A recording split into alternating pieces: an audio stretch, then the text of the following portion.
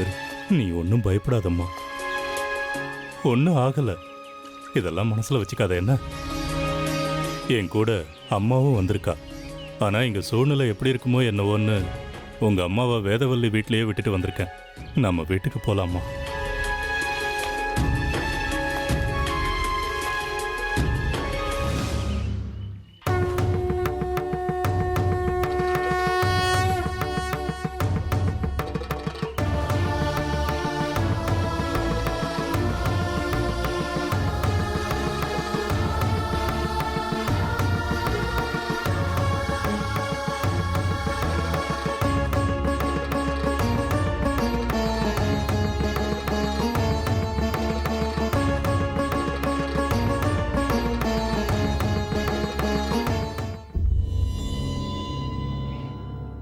நீ செஞ்சது சரியா? இனிமே நான் எப்படி இந்த ஊர்ல தலை நிமிர்ந்து நடக்க முடியும்? எனக்கு அப்புறம் இந்த கோவிலோட தர்மகர்த்தாவா இருக்க போற நீ கொஞ்சம் கௌரவமா மரியாதையா நடந்துக்கணும். அதை விட்டுட்டு பைத்தியக்கார மாதிரி சுந்தரியை இழுத்துக்கிட்டு போய் கோயில வச்சு தாலி கட்டுறதுக்கு முயற்சி பண்ற. நீ செஞ்சது சரியா? ஏன்பா என் கல்யாணம் நின்னு போச்சு? கல்யாணம் நிக்கல, தள்ளி போட்டிருக்கோம், அவ்வளவுதான். அம்மன் திருவிழா நடக்கட்டும், ஸ்ரீசக்கர உற்சவம் நடக்கட்டும், அதுக்கப்புறம் பண்ணலாம்னு. உற்சவ நேரத்துல இப்படி அவசரப்பட்டு கல்யாணம் பண்ண கூடாதான். இதையெல்லாம் உனக்கு ஏற்கனவே சொல்லியிருக்க, தெரிஞ்சிருந்தோம். அவ்வளவு என்னடா அவசரம்? இன்னும் எவ்வளவுதான்ப்பா போய் சொல்ல போறீங்க? எனக்கு எல்லாம் தெரியும்பா.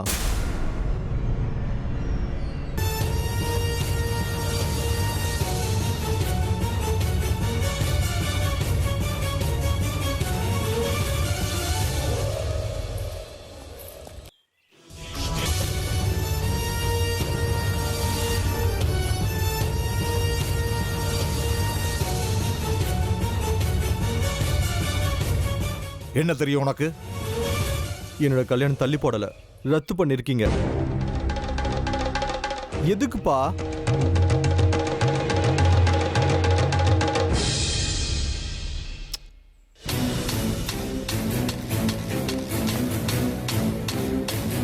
சில விஷயங்களை, சில உண்மைகளை சொல்லவே முடியாது. என்னோட கல்யாணம் என்னோட வாழ்க்கைப்பா. 1000 பொய் சொல்லி ஒரு கல்யாணம் பண்ணுன்னு சொல்லுவாங்க. ஆனா நீங்க கல்யாணத்தை நிச்சயம் பண்ணி முகூர்த்தம் எல்லாம் குறிச்சதுக்கு அப்புறம் ஊரே எங்களை புருஷன் பொண்டாட்டின்னு சொல்ற நேரத்துல எனக்கே தெரியாம என் கல்யாணத்தை நிறுத்திட்டீங்களேப்பா. ஏன்பா அப்படி பண்ணீங்க? சில நேரத்துல அந்த தெய்வத்தோட முடிவுகளை மனுஷங்களால மீற முடியாது. வேண்டியவங்க வேண்டாதவங்க எல்லார்கிட்டையும் எல்லாத்தையும் சொல்லிட்டீங்க.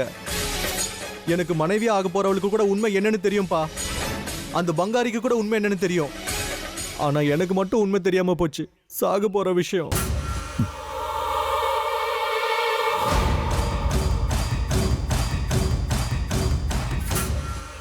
என்ன சொல்ற? சாக போற விஷயம் சுந்தரிக்கு தெரியுமா?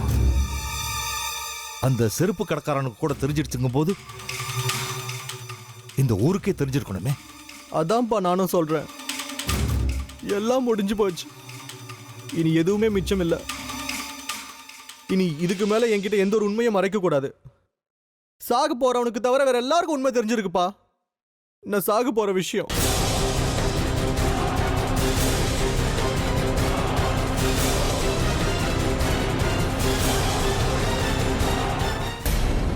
எப்படியோ அந்த துஷ்டங்கிட்ட இருந்து உன்னை காப்பாத்திட்டாளே என் தாய் திருப்புர சுந்தரி, அதுவே போதும். சும்மா இருமா, உன் தாய் எதுவும் செய்யல. அவ ஒரு குத்துக்கல்லு. கண்ணை திறந்து வச்சுக்கிட்டு எல்லாத்தையும் வேடிக்கை பார்த்துட்டு இருந்தா. எங்க அந்த சச்சிதானந்த உன்னை வற்புறுத்தி உன் கழுத்துல தாலி கட்டிடுவானோன்னு ரொம்ப பயந்து போயிட்டேன் தெரியுமா? அப்படியெல்லாம் வற்புறுத்தி என்ன அடக்க முடியாதுன்ற விஷயம் அவனுக்கு தெரியலமா. நீ வேண்ட உன் தாயே என் முன்னாடி கையை கட்டிட்டு உட்காந்துருக்கா, அவளாலேயே என்ன அடக்க முடியல. அப்படியெல்லாம் பேசக்கூடாதுமா. எப்படியோ அந்த அம்மனோட அருளால நீ நல்லபடியா வீட்டுக்கு வந்துட்ட பத்தியா, எனக்கு அதுவே போதும். பெரியவங்களை பார்த்தா ரொம்ப பயபக்தியோட நல்லபடியா நடந்துக்கிற பையன். திடீர்னு ஏன் சச்சிதானந்துக்கு இவ்வளவு கேவலமான புத்தி வந்தது? யாருக்கு எப்போ எப்படி புத்தி மாறும்னு யாருக்கு தெரியும் லலிதா? அம்மா, அம்மா எங்க? வருத்தத்தோட ஒரு மூலையில படுத்திருக்காங்க. ஏன், என்னாச்சு? வித்யா சண்டை போட்டுட்டு போயிட்டானா. சண்டையா? எதுக்கு? சச்சிதானந்தம் ஒரு அல்ப ஆயுசு, அதனால அவங்க அப்பா இந்த கல்யாணத்தை நிறுத்திட்டாருன்னு சொல்லியும் கூட நீங்க பெரியவங்க, நீங்க எல்லாரும் சேர்ந்து உங்க சுயநலத்துக்காக சச்சிதானந்தனை பலி கொடுக்குறீங்கன்னு சொல்லிட்டு போயிட்டானா. வித்யாசங்கரன் எப்படின்னு அம்மாக்கு தெரியும்ல, எதுக்காக அவங்ககிட்ட வாக்குவாதம் பண்ணணும்? உங்க எல்லாருக்கும் என்னால ஒவ்வொரு நாளும் பிரச்சனை தான். ஒரு வகையில நான் ஒரு கீ கொடுக்கிற பொம்மை. நீங்க கீ கொடுத்த உடனே நான் ஆட ஆரம்பிக்கணும். உங்க பாரத்தை இறக்கி வைக்க என்னை கட்டி போட முயற்சி பண்றீங்க. கணக்கு வழக்கெல்லாம் உங்களுக்கு சரியா இருக்கணும். என் வாழ்க்கை என்ன ஆகுமோன்ற கவலையை விட உங்களுக்கு உங்க கஷ்ட நஷ்டம் தான் முக்கியமா படுது. குறைஞ்சபட்சம் கூட பிறந்தவன் வித்தியாவது என்ன புரிஞ்சுப்பான்னு நினைச்சேன். ஆனா இன்னைக்கு அப்படிலாம் ஒன்றும் இல்லை சுந்தரி. உனக்கு எப்படி பிடிக்குமோ அப்படி நீ வாழலாம். உன் சந்தோஷம்தான் எங்களுக்கு முக்கியம். அதுக்கு யாரும் குறுக்க வராம நான் பாத்துக்கிறேன். உனக்கு விருப்பம் இல்லாம நிச்சயமா கல்யாணம் பண்ணி வைக்க மாட்டேன். நீ யாருக்கும் பயப்பட வேண்டிய அவசியம் இல்லை. நீ ஏன் பொண்ணுமா?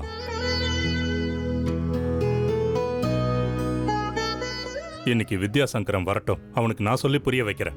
சொல்லி புரிய வைக்கிற தகுதி உங்களுக்கு இருக்கணும்.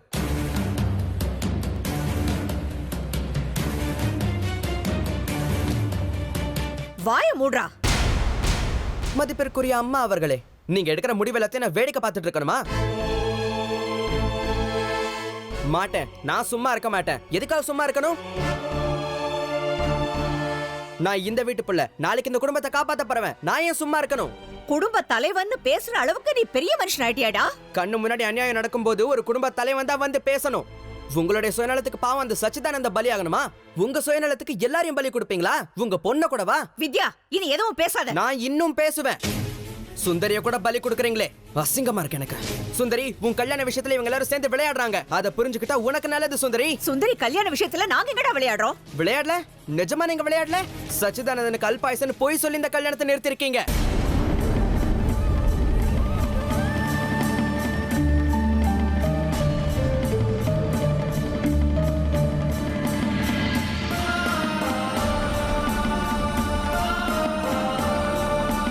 சச்சிதானந்தனுக்கு அல்பாயுசன் நீங்க சொல்றது எல்லாமே பொய் பொய் பொய். நான் எப்பவும் அவர் பக்கம் தான் நிப்பேன். அவருக்கு சப்போர்ட் பண்ணி தான் பேசுவேன். என்ன ஆகுதுன்னு நானும் பாத்துடுறேன். நீங்க எல்லாரும் பச்சையா போய் சொல்றீங்க. இப்படிப்பட்ட உங்களுக்கு பிள்ளையா பிறந்தது நான் செஞ்ச பாவம்.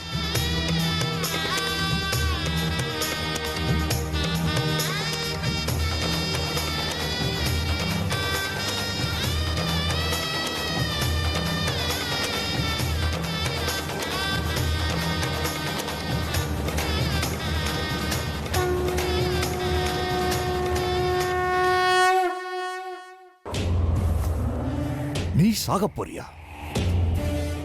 சச்சிதானந்தா, நீ என்னப்பா பேசுற?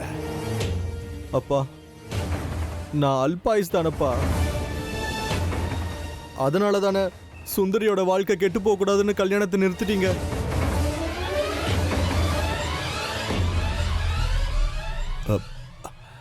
நீ சாக போறேன்னு யார் சொன்னது? எனக்கு நிச்சயம் பண்ணீங்களா அவதான், திருப்புர சுந்தரி. அவ என்கிட்ட வந்து இன்னும் கொஞ்ச நாள் நீ செத்துருவாடான்னு சொல்றா. அத நீங்களே என்கிட்ட சொல்லிருக்கலாம்ப்பா. ஏன் இப்படி பண்ணீங்க?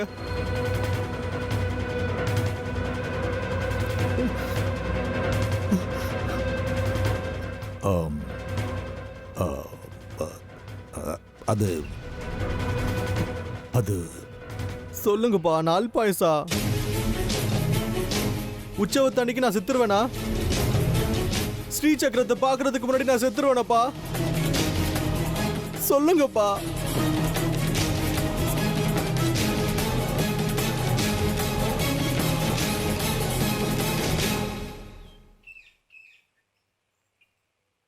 ஆமாப்பா, நீ அல்பாயுசுதான்.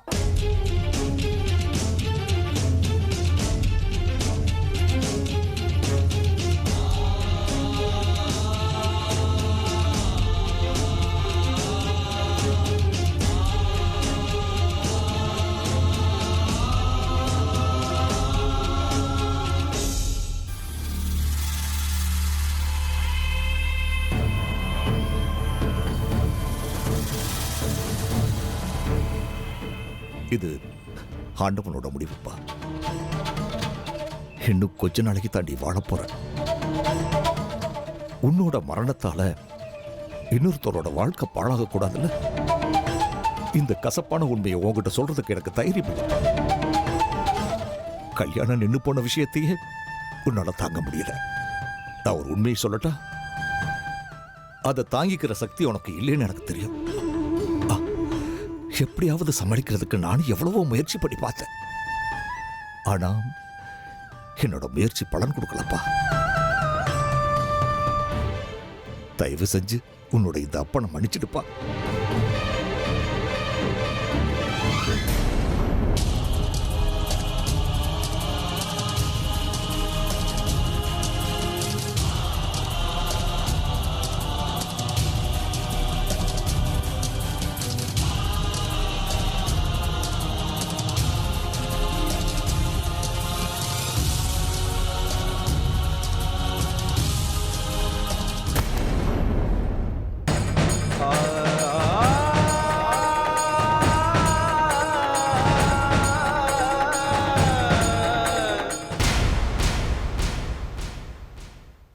இந்த உலகத்துல எத்தனையோ பிரச்சனை இருக்கு, எல்லாத்துக்கும் ஒரு பரிகாரமும் இருக்கு. அந்த மாதிரி இதுக்கும் நிச்சயமா ஒரு பரிகாரம் இருக்குங்க. மிருத்யுஞ்சய ஹோமம் பண்ணலாங்க. போய் விசாரிச்சுட்டு வாங்களேன். ஒரு நல்ல நாளை பார்த்து பூஜை பண்ணலாம். கிளம்புங்க. இந்த பிரச்சனைக்கு நாம ஒரு பரிகாரத்தை தேடி ஆகணும். உன்னோட ஆதங்கம் எனக்கு புரியுது லலிதா. மிருத்யுஞ்சய ஹோமம், யாகம், மந்திரம், தந்திரம், ஜபம், தபம், இது எதுவுமே இந்த பிரச்சனைக்கு பரிகாரம் ஆகாது அப்படின்னு நீங்களா முடிவு பண்ணிக்கிட்டா எப்படிங்க? நீங்க என்ன பெரிய பண்டிதரா, வித்வானா, இல்ல சாஸ்திரிகளா? தெரிஞ்சவங்க கிட்ட போய் இத பத்தி விசாரிங்க. நிச்சயமா இதுக்கு ஒரு நல்ல பரிகாரம் கிடைக்கும். எல்லா முயற்சிகளையும் நான் பண்ணி பார்த்துட்டேன் லலிதா. யார் மூலமாவும் அதுக்கு பரிகாரம் கிடைக்கல. என்ன பேச்சு பேசுறீங்க நீங்க? ஜாதகத்துல சர்ப்ப தோஷம், கோஹத்தி தோஷம் இருந்தா அதுக்கு பண்டிதர்கள் எல்லாம் பரிகாரம் இருக்குன்னு சொல்லி அது செய்ய வைப்பாங்க. சர்ப்ப தோஷம் இருந்தா அதுக்கு காளஹஸ்திக்கு போகணும். கொக்கே சுப்பிரமணியம் கோயிலுக்கு போய் சர்ப்பத்துக்கு பூஜை பண்ணுங்க, கோதானம் பண்ணுங்க, எல்லாம் சரியாயிடும்னு சொல்லி முகூர்த்தம் கூட குறிச்சு கொடுப்பாங்கல்ல. அந்த மாதிரி நம்ம பிரச்சனைக்கு கூட ஒரு பரிகாரம் இருக்குங்க. கிளம்புங்க, நானும் உங்க கூட வரேன். யாரையாவது விசாரிச்சுட்டு வரலாம். லலிதா, உனக்கு இந்த விஷயம் இப்பதான் தெரியும். ஆனா எனக்கு இந்த விஷயம் தெரிஞ்ச நிமிஷத்துல இருந்து 10,000 தடவை தேசிகரை பார்த்து அவர்கிட்ட கெஞ்சி கூத்தாடி எத்தனையோ பரிகாரங்களை கேட்டு பார்த்துட்டேன். ஹோமம், யாகம், சாந்தி, பரிகாரம் எதை செஞ்சாலும் பிரயோஜனம் இல்லைன்னுட்டாரு. ஐயோ கடவுளே, அவரே முடியாதுன்னு கைவிட்டுட்டாரா? அப்ப என்னங்க பண்றது? ஆனா ஒரு சின்ன நம்பிக்கை விளக்கை ஏத்தி வச்சிருக்காரு. ஆனா நமக்கு அது ஒத்து வருமான்னு தெரியல. அதான் நானும் யோசனை பண்ணிக்கிட்டு இருக்கேன். ஒருவேளை அதை மட்டும் செய்ய முடிஞ்சா நிச்சயமா இந்த பிரச்சனைக்கு பரிகாரம் கிடைக்கும். அது என்னன்னு சொல்லுங்க. எவ்வளவு கஷ்டமானதா இருந்தாலும் பரவாயில்ல, எவ்வளவு கடுமையான விரதமா இருந்தாலும் பரவாயில்ல, முழு பக்தியோட நான் பண்றேன். பலன் கிடைக்காம நான் விட மாட்டேன். என்ன செய்ய சொன்னாலும் அதை ஒழுங்கா நிச்சயமா நான் செய்வேங்க. அதையெல்லாம் நீ செய்யறதுனால எந்த பிரயோஜனமும் இல்ல லலிதா. சரி, அப்ப நீங்களே சங்கல்பம் பண்ணிக்கோங்க. அப்படி செய்ய முடியும்னு சொல்லியிருந்தா நான் இவ்வளவு நேரம் இப்படி உக்காந்துருக்க மாட்டேன். எப்போவோ சங்கல்பத்தை பண்ணி முடிச்சிருப்பேன். ஏங்க, உங்களை கெஞ்சி கேட்டுக்கிறேன். இப்படி இலைமறை காயா மறைச்சு பேசாதீங்க. தெளிவா சொல்லுங்க. இந்த பிரச்சனைக்கு பரிகாரம் கிடைக்கணும்னா அதுக்கு ஒரே ஒரு வழிதான் இருக்கு. அந்த அம்மனை முழுசா நம்பி அவளோட பாதங்களை கெட்டியா பிடிச்சுக்கிட்டு பக்தியோட வேண்டிக்கணும். அந்த மகமாயி மனசு இறங்கி இதுக்கு பரிகாரம் கொடுப்பா. அவ்வளவுதான். வாங்க, நாம எல்லாரும் போய் அம்மன் கால்ல விழுந்துடலாம். அந்த மகமாயே நம்மள கைவிட மாட்டாங்க. இந்த இடத்துல தான் லலிதா பிரச்சனை இருக்கு. இத நாம யார் செஞ்சாலும் பிரயோஜனம் இல்லை. சுந்தரி தான் இதை செய்யணும். அப்பதான் அந்த அம்மனோட ஆசீர்வாதம் கிடைக்கும். இதுக்கு சுந்தரிய சம்மதிக்க வச்சு அவ கையால செய்யறது நடக்காத காரியம். ஏங்க, நம்ம சுந்தரி பிடிவாதக்காரி தான், ஒத்துக்கிறேன். ஆனா நல்ல பொண்ணு, புத்திசாலியான பொண்ணுங்க அவ. அவளை உட்கார வச்சு இதுதான் விஷயம்னு புரிய வச்சா அவளும் புரிஞ்சுக்கிட்டு நாம சொன்னதையெல்லாம் செய்வா. பொண்ணு மேல இருக்கிற பாசத்துல நீ இப்படி பேசக்கூடாது. யதார்த்தத்தை புரிஞ்சுக்க லலிதா. அம்மனோட பேரை சொன்னாலே குதிக்கிற பொண்ணு அவ. இதையெல்லாம் சொன்னா செய்வாளா? அப்படின்னா இந்த கசப்பான உண்மைய மனச தேத்திக்கிட்டு அவகிட்ட சொல்லுங்க. சூழ்நிலைய விவரமா புரிய வைங்க. இன்னும் ரொம்ப நாள் இல்லம்மா. உன் நடவடிக்கைய மாத்திக்கோ, அம்மன் கிட்ட மன்னிப்பு கேட்டு வேண்டிக்கோன்னு சொல்லுங்க. நிச்சயமா அவ மனசுல ஒரு மாற்றம் ஏற்படுங்க. உண்மையை தெரிஞ்ச அடுத்த நிமிஷம் நம்ம சுந்தரி உயிரை விட்டுருவான்னு தேசிகர் சொன்னதை மறந்துட்டியா லலிதா? என்னங்க சோதனை இது?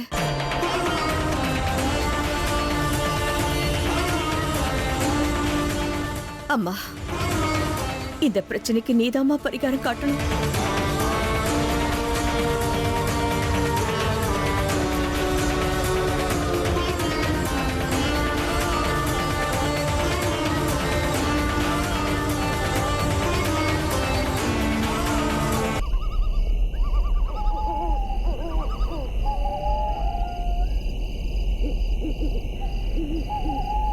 வா சுந்தரி,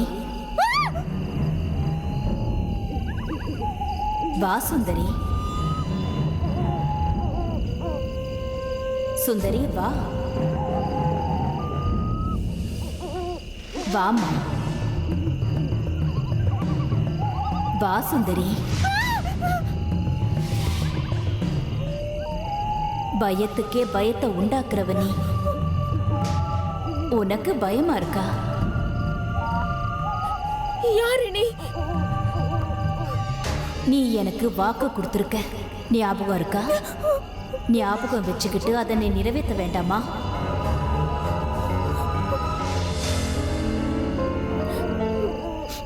நான் எப்ப உங்ககிட்ட வாக்கு கொடுத்த? யார் நீங்க? உனக்கு ஞாபகம் இல்லையா? நீங்க யாருன்னு எனக்கு தெரியல.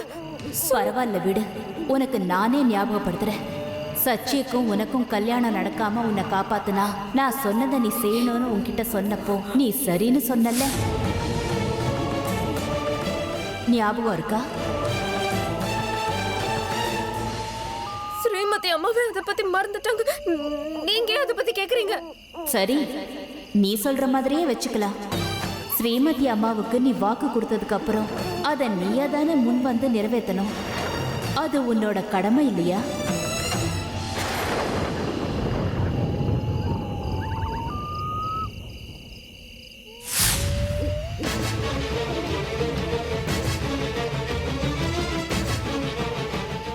எனக்கு ஒண்ணும் புரிய மாட்டேங்குது. அதை பத்தி ஸ்ரீமதி அம்மாவே மறந்துருப்பாங்க. நீங்க எதுக்கு அதை பத்தி விசாரிக்கிறீங்க, கேள்வி கேக்குறீங்க? அது என் வேலைமா.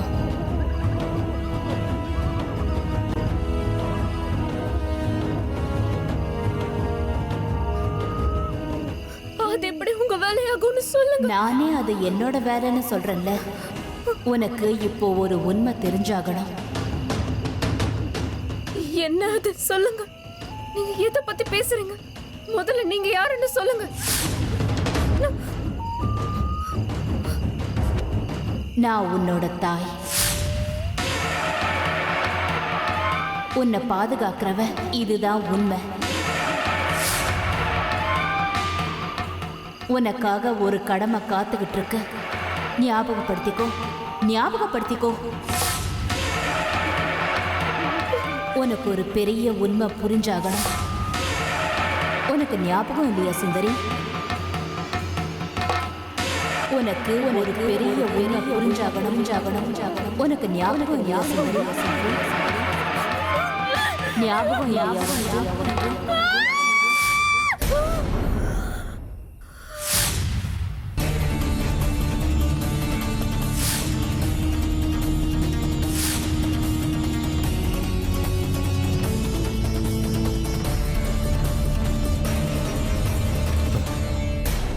சுந்தரி,